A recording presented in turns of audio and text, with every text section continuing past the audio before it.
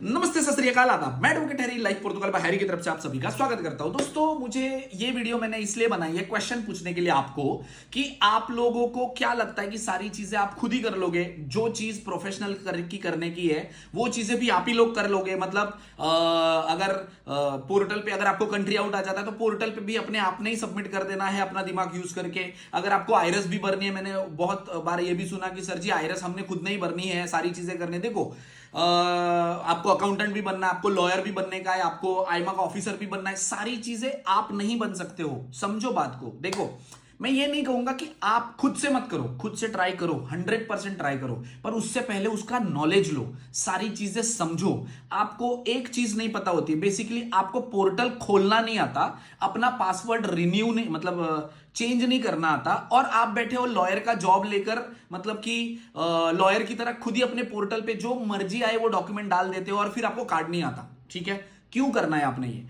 आपको अकाउंटेंट का इतना जीरो सा भी नॉलेज नहीं होगा, आपको कुछ नहीं पता होगा। यूट्यूब से आपने वीडियो देख के आपने करना चालू किया होगा, बट उसका नॉलेज नहीं है कि क्यों करना है, किस लिए करना है, क्यों वहां डेट ऑफ बर्थ ही डालनी है, क्यों वहां ये एनेक्स्चर चाहिए, क्यों वहां वो है। ये क्यों का जवाब आपके पास नहीं है। किसी एक बंदे ने वीडियो डाल दी तो अपना आयरस खुद भरने चले गए। अब आपको पता है क्या कि आपकी एक छोटी सी गलती आपको फाइन आता है, उसके बाद तो फिर रोते फिरते हो इधर उधर कि भाई सर जी हमको फाइन आ गया, 500 आ गया, 3000 आ गया, अब हम क्या करें, इसका कोई हल है? आप उसको जीरो करवा सकते हो। तो भाई पहले ही पंगे मत लो ना, पहले ही 20-50 रुपया खर्चा करके किसी अकाउंटेंट से, किसी क्वालिफाइड बंदे से जिसको नॉलेज है। क्वालिफाइड भी छोड़ दो, आप में से ही 100 लोगों में से आपका कोई एक दोस्त होगा जिसको बहुत अच्छी नॉलेज हो उस बात की, ठीक है, जिसको क्यों और क्या ये दोनों चीजों का जवाब पता हो, वो बंदा भी करना चाहता है तो वो कर सकता है। आप सही गाइडेंस से सारी चीजें करो। देखो, मेरी रिक्वेस्ट है, देखो पैसा जिंदगी भर कमाते हो आप, ठीक है, जिंदगी भर। आप पोर्तुगल में क्यों आए हो, पोर्तुगल क्यों चूज कर रहे हो? 870 रुपया या 920 रुपया सैलरी है भाई। इटली जर्मनी में इलीगल काम करोगे तो 2-3 हजार रुपया मिल जाएगा आपको। आप इधर रहकर क्यों काम करते हो और क्यों कम पैसे कमाते हो? ताकि आपको कार्ड मिल सके, राइट? तो कार्ड मिलने पे फोकस करो ना भाई। पैसे बचा के क्या करने आपने? कोई लॉयर आपसे 200 मांग लेगा, 500 मांग लेगा, 800 मांग लेगा, 2000 मांग लेगा। अगर आपको किसी लॉयर के ऊपर भरोसा है, आप उनके पास जाओ, उनको सारे पैसे देकर, सारे डॉक्यूमेंट देकर उनको समझो भी ना कि वो क्या करने वाला है। ये नहीं, कई बार अभी मैंने एक वीडियो भी डाली थी कि मैं बेबी सिटिंग नहीं करता। बेबी सिटिंग मतलब ये होता है कि आप क्या करते हो, एक तो आप खुद डॉक्टर बन जाते हो कि भाई मैं ऑपरेशन करना, मेरा जितना भी सिस्टम रहेगा, मैंने अपना पैर काटना, मैंने इसको सिलना। काय के लिए करते हो? उससे आपका नुकसान है क्योंकि आपको उसका नॉलेज नहीं है, ठीक है। एक तो दूसरे लोग ऐसे आते हैं जो वो बोलते हैं कि भाई हम आपको 2000 रुपए दे देते हैं, हम आपको 1500 रुपए दे देते हैं, हम आपको 1000 रुपए दे देते हैं, आपने ही सारी चीजें देखनी है, हमने कुछ नहीं करना। तो भाई हमने कुछ नहीं करना क्यों? आपको भी पता होना चाहिए ना कि लॉयर ने क्या स्टेप्स उठाए हैं, क्या कर रहा है, वो क्या सबमिट किया है। 6-8 महीने बाद आप अचानक से नींद से जगते हो और बोलते हो कि भाई लॉयर मेरे को रिस्पॉन्ड नहीं कर रहा। भाई लॉयर के पास 100 लोग आते हैं, लॉयर काय को रिस्पॉन्ड करेगा? वो तुम्हारा जिम्मेदारी है कि लॉयर से आप टाइम टू टाइम इंफॉर्मेशन लो कि भाई आपने क्या स्टेप किया हुआ है, क्या डॉक्यूमेंट सबमिट किया है, मेरा केस क्या स्टेटस पे है। ये चीजें आपकी ये रिस्पॉन्सिबिलिटी है पूछना। आप छोड़ देते हो, हाँ भाई देखेगा लॉयर, आएगा तो आएगा, ऐसे ही करके 2-2 3-3 साल गुजर जाते हैं, आपको कार्ड नहीं मिलता है। तो ये किसकी गलती है? लॉयर की? नहीं, वो अपना काम ढंग से कर रहा है, बस आप उनको रिमाइंड नहीं कर रहे हो।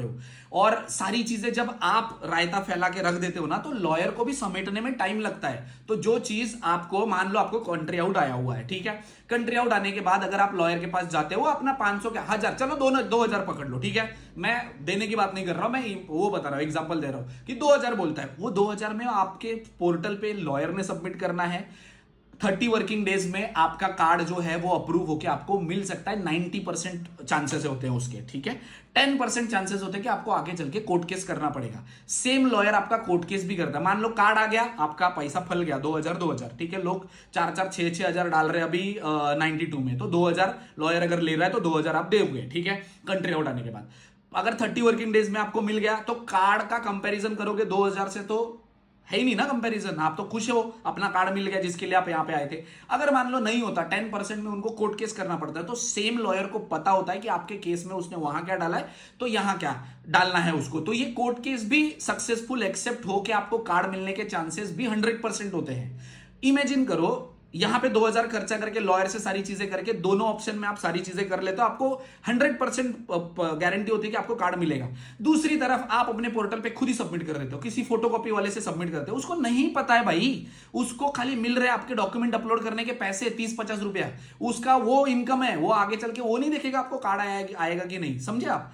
तो ये आप देकर उनको दे देते हो, ठीक है। किसी नॉर्मल कंसल्टेंसी वाले के पास, एजेंट के पास जाते हो, फोटोकॉपी वाले के पास जाते हो, जिसको नॉलेज नहीं है, मैं उसकी बात कर रहा हूं, उसको दे देते हो, उसको आपके 30-20-50 रुपए से फर्क पड़ता है, बस दैट्स इट। आगे कार्ड मिले नहीं मिले, अब इमेजिन करो कि उसने गलत सलत कुछ लिख दिया होगा, उसने गलत सलत डॉक्यूमेंट पा दिए होंगे, तो लॉयर आगे चल के आपने फैलाया हुआ रायता समेटेगा कैसे, और अगर समेटेगा भी तो उसको कितना टाइम लगेगा, कितना एक्सप्लेनेशन देना पड़ेगा। तो जो काम आपका 3 महीने के अंदर होने वाला था, उस काम के लिए आपने 8 महीना आपकी गलती से हो रहा है। तो मेरी रिक्वेस्ट है, खुद डॉक्टर मत बनो, खुद वकील मत बनो, खुद अपना अकाउंटेंट मत बनो, और इंटरनेट से इंफॉर्मेशन लो, बिल्कुल सीखो, सारी चीजें सीखो, बट अगर आपको A to Z चीजें अगर पता हो तो ही करो।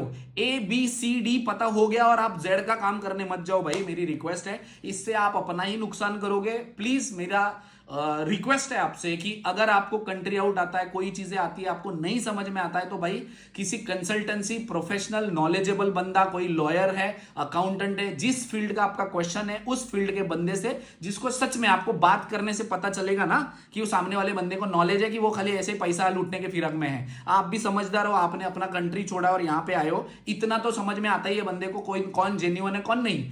4-5 लोगों के पास घूमो, 5-10 कंसल्टेंसी में घूमो, 5-10 लॉयर के पास घूमो, जिसके ऊपर आपको भरोसा आता है उसके साथ काम करो, उसको पैसा दो और उसी पे भरोसा करो, क्योंकि वो डुबाएगा भी वही और आपको बचाएगा भी वही, ठीक है। प्लीज मेरी रिक्वेस्ट है, खुद डॉक्टर, अकाउंटेंट या लॉयर बनो मत। जहां पे जरूरत है पैसे खर्चे करने की, जैसे कंट्री आउट वाली सिचुएशन, वहां पे पैसे खर्चे करो, पैसे मत बचाओ। जिंदगी आपके पास पैसा कमाते रहने के लिए, बाकी तो चलो आपकी जिंदगी, खैर मैं थोड़ी जबरदस्ती कर सकता हूं। रेस्ट अगर इस रिलेटेड कोई इन्फॉर्मेशन या गाइडेंस चाहिए होगी तो वीडियो के नीचे कमेंट कर सकते हैं। Thank you so much.